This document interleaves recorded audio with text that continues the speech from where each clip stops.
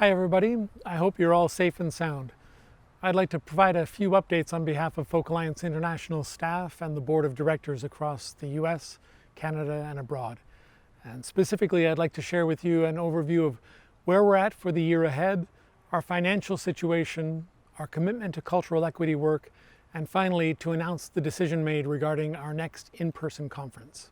As a result of the COVID-19 pandemic, on April 24th, we announced our decision to suspend all in-person events for the remainder of 2020, to change next year's February 21 conference to a virtual event, and to focus on providing enhanced online resources, webinars, and opportunities for the community.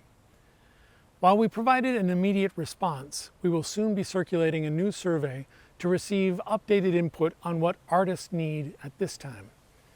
Naturally, we also continue to work directly with key advocacy partners, including the Arts Industry Sector Council, the Alliance of Performing Arts Conferences, and the Performing Arts Alliance. As of July 1st, we started a new fiscal year with a very different and challenging reality. We've had to lay off staff, suspend our internship program, cut expenses, and develop our first deficit budget in over 2 decades for the years ahead. The impact of COVID-19 will erode nearly $500,000 from our reserve. In order for Folk Alliance to survive and thrive, we need your financial support. While we have successfully secured emergency funding from the Paycheck Protection Program, as well as the CARES Act support through the Mid-America Arts Alliance and the National Endowment for the Arts, we ask you to reflect on the value of our role as an international arts service organization dedicated to serving, strengthening, and engaging the global folk music community through preservation, presentation, and promotion. We'll be launching a series of fundraising campaigns soon, and we ask you to join our board and staff, all of whom are annual donors, by giving as generously as you can at this time. We especially encourage monthly sustaining donations, which create predictable income that we can then use to budget for responsive programs throughout the year. One of the areas of work that we will not be putting on hold this year is the development of a cultural equity plan. This follows 5 years of internal board and staff training on intersectional social justice, outreach and program development with underrepresented global majority communities, and the thematic focus of our last conference and global summit in New Orleans. Based on our values and training provided by Americans for the Arts, last January we released a statement that commits Folk Alliance International to advancing cultural equity policies and practices that empower a just, inclusive, and equitable music industry. We acknowledge that there are systems of power that grant privilege and access unequally, and that as an organization, as a community, and as leaders, myself included, personally and professionally, we must hold ourselves accountable and actively engage in dismantling systemic racism. To that end, we are assembling a Cultural Equity Advisory Committee to undertake a year-long community engagement process in order to develop a formal plan that will guide and inform our future policies, programs, outreach, and business approaches.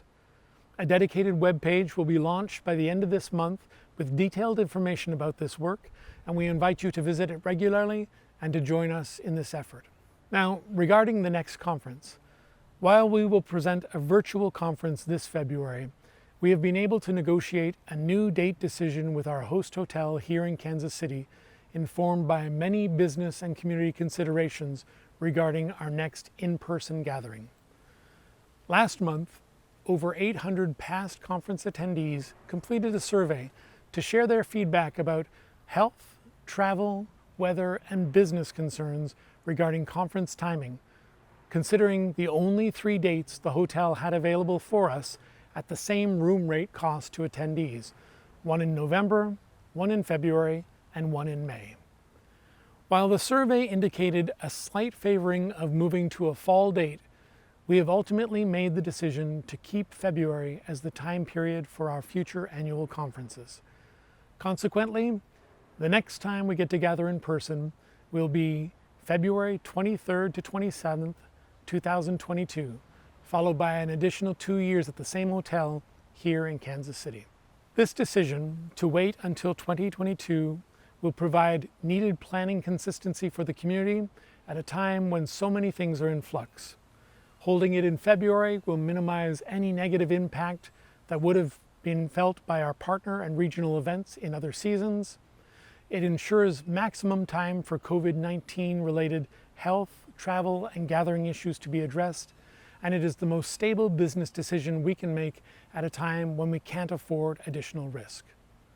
We'd like to thank the staff and management of the Westin Crown Center Hotel who've been very patient, flexible, and realistic as we've grappled with the reality of our contract and our event during these unprecedented times.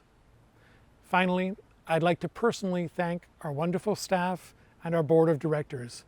We are all excited to be of meaningful service to you at this time and in the years to come.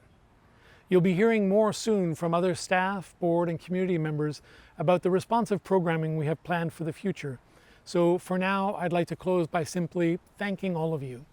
Thank you for the various roles you play, for the creativity and joy you bring to audiences everywhere, albeit online right now, for your collective grace and resilience at this time, and thank you for your continued support of the work we do. From all of us here at Folk Alliance International, have a very safe summer, and we'll see you as soon as we can.